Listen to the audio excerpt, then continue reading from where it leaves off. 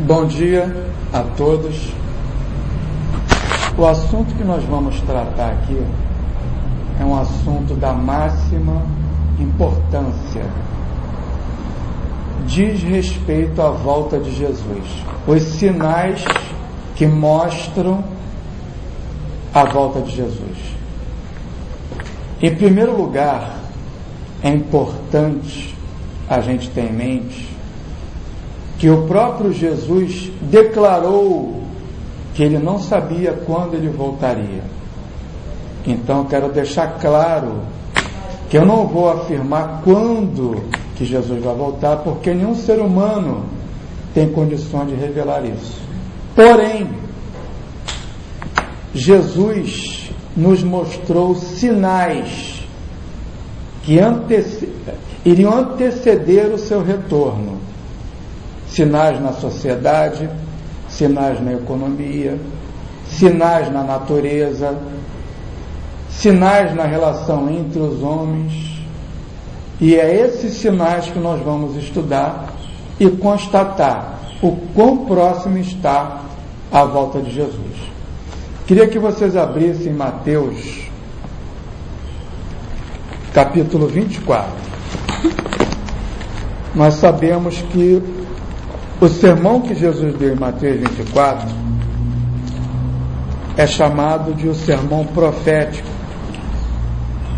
Diz respeito à volta de Jesus. E ali, enfatizando o que Jesus disse, lá no versículo 36 de Mateus 24, ele afirmou: mas a respeito daquele dia e hora, ninguém sabe, nem os anjos dos céus, nem o Filho, senão somente o Pai. Em Atos 1, versículo 7, Jesus já ressuscitado, passando orientações para a sua igreja, ele reenfatizou novamente isso. Atos 1, versículo 7. Os discípulos, os apóstolos, preocupados quando que o reino de Israel seria restaurado. E Jesus novamente afirmou, respondeu-lhes: não vos compete conhecer tempos ou épocas que o Pai reservou para a sua exclusiva autoridade. Ao Pai compete a autoridade para determinar tempos e épocas. Isso por si só já joga abaixo a doutrina católica da Trindade, aonde que se apregou através dessa doutrina que existem três deuses que são um: Deus Pai, Deus Filho e Deus Espírito Santo.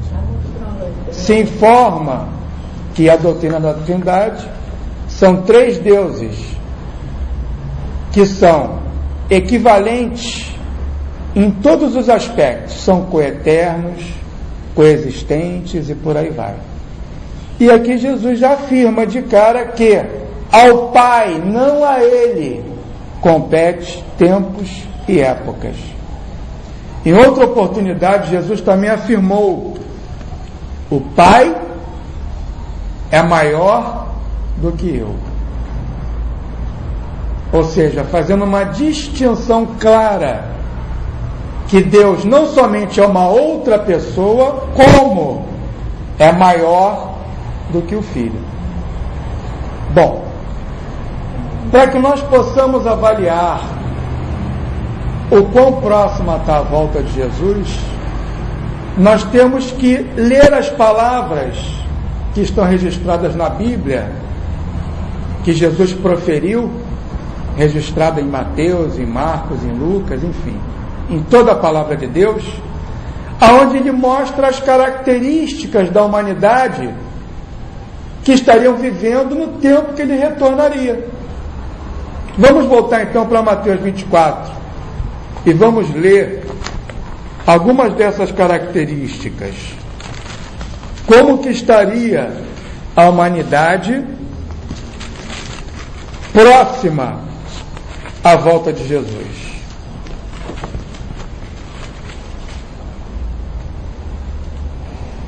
Lá em Mateus 24, Jesus ele fala uma coisa muito interessante. Bom, de cara, em Mateus 24, se vocês forem estudar o menor versículo de Mateus 24, ele se encontra no verso 4.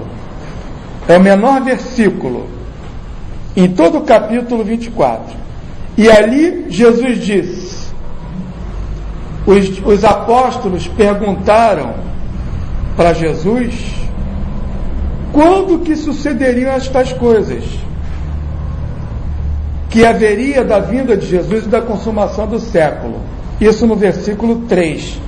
No versículo 4, Jesus de cara faz um alerta, faz uma advertência, faz um aviso. Ele diz no versículo 4, e ele lhe respondeu, vede que ninguém vos engane. E eu pergunto a vocês, se Jesus, antes de fazer o sermão, lá em Mateus 24, anunciando todos os acontecimentos que precederiam a sua volta, se ele diz para que tomemos cuidado, para que ninguém nos engane, eu pergunto a vocês, não precisa responder, só tem em mente, tentariam nos enganar ou não? É óbvio, Jesus jamais afirmaria, vede que ninguém vos engane, se ninguém fosse tentar nos enganar. E é sobre esses enganos que nós vamos falar nessa manhã. Bom, existem 3 características que eu quero enfatizar. Eu não vou me deter em todos os sinais que antecedem a vinda de Jesus, porque são vários. Como eu já relatei, são sinais nos céus, sinais na terra. Mas eu quero me deter basicamente em 2 aspectos. Esses aspectos que eu vou me deter, eles vão funcionar como um termômetro. Para que serve um termômetro? Um termômetro, ele serve para medir a temperatura. Ou seja, um termômetro sinaliza se nós estamos febril ou não. Não é isso? É um instrumento para medir a temperatura. Nós vamos avaliar 3 aspectos, 3 características da volta de Jesus, que eu vou chamar de termômetros do fim do mundo. A volta de Jesus é a consumação dos séculos. A volta de Jesus é quando o planeta que nós estamos vivendo será completamente destruído. Nós sabemos que o mundo no passado, nos tempos de Noé, foi completamente destruído por um dilúvio. É por isso que ele compara os dias que antecedem a sua volta com os dias de Noé. Por quê? Porque naquela época o mundo foi destruído. E novamente o mundo será destruído. Será destruído em água? Não. Será destruído em fogo. Luiz, aonde que está na Bíblia? Vamos lá na carta de Pedro. Deixa eu só confirmar. Estamos fazendo essa palestra, né? Não programamos, mas vamos encontrar agora rapidamente. Segunda epístola de Pedro. Segunda epístola de Pedro, capítulo 3, versículo 5. Vamos conversar no versículo 4, que está dentro do nosso tema, que é a volta de Jesus. Ali diz: e dizendo, onde está a promessa da sua vinda? Porque desde que os pais dormiram, todas as coisas permanecem como desde o princípio da criação. Ou seja, muitas pessoas, quando nós falamos da volta de Jesus, elas afirmam: eu escuto falar sobre a volta de Jesus desde quando era criança. Isso nunca aconteceu. Eu pergunto a vocês, assim foi nos dias de Noé? Noé, quando ele começou a pregoar que o mundo acabaria em água, vocês sabem quantos anos demorou para isso acontecer? 120 anos. As pessoas também diziam: o mundo vai acabar nada. Há quanto tempo que Noé está pregando que o mundo vai acabar através de um grande dilúvio e o mundo não acaba? As pessoas debochavam, fazia pouco do que Noé falava. Como hoje podem fazer pouco também daqueles que estão mostrando os sinais da volta de Jesus. Mas vamos continuar lendo o texto. Pedro diz, no versículo 5, porque deliberadamente esquecem que de longo tempo houve céus, bem como terra, a qual surgiu da água e através da água pela palavra de Deus, pelas quais veio a perecer o mundo daquele tempo, afogado em água. Como que o mundo acabou naquela época? Em água.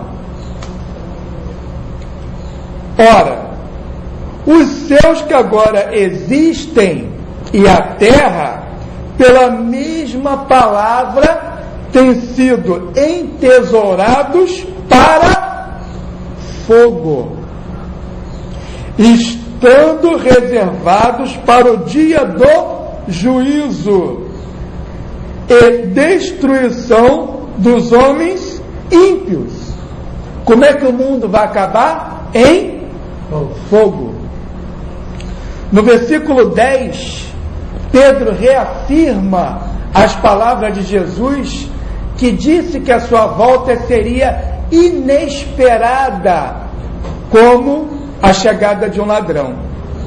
Lá no versículo 10, Pedro diz: virá, entretanto, como ladrão, o dia do Senhor, no qual os céus passarão com estrepitoso estrondo, e os elementos se desfarão abrasados. Que elementos esses?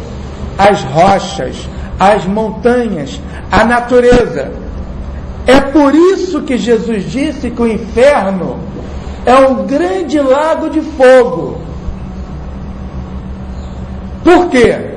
Porque os elementos se desfarão. O que acontece quando o vulcão entra em erupção? As rochas que estão no interior da terra, devido à intensidade do calor, se derretem e são expelidas. O nome que nós damos a isso chama-se lava.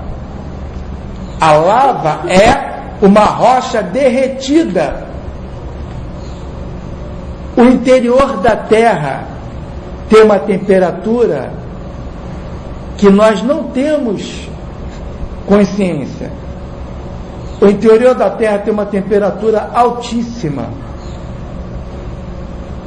E essas rochas que são expelidas, derretidas, chamam-se lava. Então, os elementos se desfarão. A Terra, esse planeta, vai se transformar num grande lago de fogo. Isso que é o inferno. O inferno não é um local aonde as pessoas irão para sofrer eternamente. O inferno é uma sentença, aonde os ímpios, aqueles que não deram ouvidos à palavra de Deus, perecerão, junto com Satanás e todos os demônios. Finalizando o versículo. Também